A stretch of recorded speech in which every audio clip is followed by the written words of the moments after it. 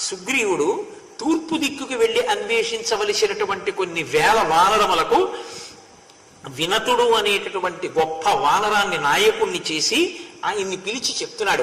తూర్పు దిక్కున ఎక్కడెక్కడ వెతకాలో చెప్తున్నాడు. రామాయణం ఒక గొప్ప భౌగోళిక శాస్త్రం. దీని మీద ఇంచుమించు పరిశోధనలే చేశారండి చాలా మంది. రామాయణంలో ఈ దిక్కులను చెప్పినటువంటి ప్రదేశాలన్నీ ఇప్పుడు ఏ ఏ పేర్లతో ఉన్నాయి.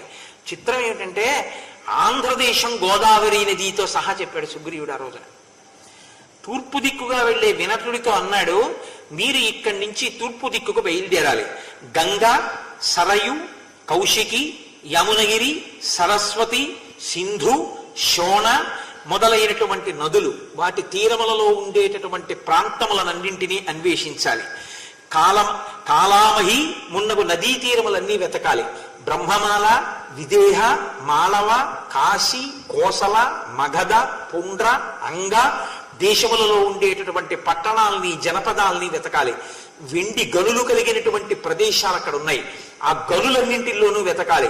సముద్రములలో గల పర్వతాలు, వాటి మధ్యలో గల ద్వీపాలు, అందులో ఉన్న నగరాలు, మందరాచల శిఖరము మీద కలిగినటువంటి గ్రామాలలో నివసిస్తున్నటువంటి జనుల యొక్క ఇళ్ళు, ఇవన్నీ వెతకాలి. అక్కడ కొంతమందికి చెవులుండవు, కొంతమందికి పెదవులు చెవుల వరకు వ్యాపించి ఉంటాయి, కొంతమంది జుత్తు చెవుల వరకు పడి ఉంటుంది. వాళ్ళందరూ చాలా భయంకరమైనటువంటి వాళ్ళు, నరభక్షకులు. వాళ్ళు నీటిలో ఉంటారు.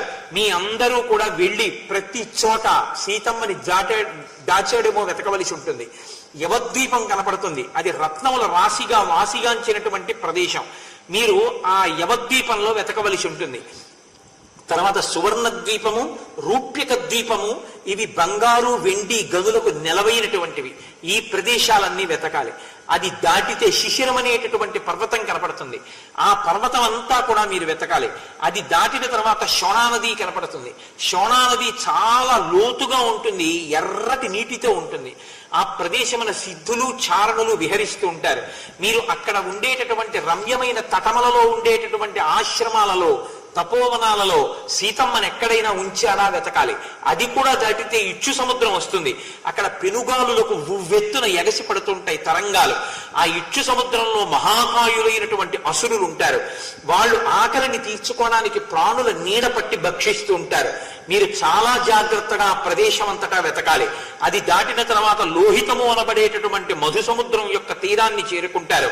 అక్కడ బూరుగు వృక్షములు చాలా సంఖ్యలో పెరిగి ఉంటాయి. అందుకని శాల్మలీ ద్వీపము అంటారు. మీరు ఆ శాల్మలీ ద్వీపంలో ఉన్న బూరుగు చెట్లతో కూడిన ప్రదేశం అంతా వెతకాలి. అది దాటిన తరువాత అక్కడ ఆ శాల్మలీ ద్వీపంలో అనేక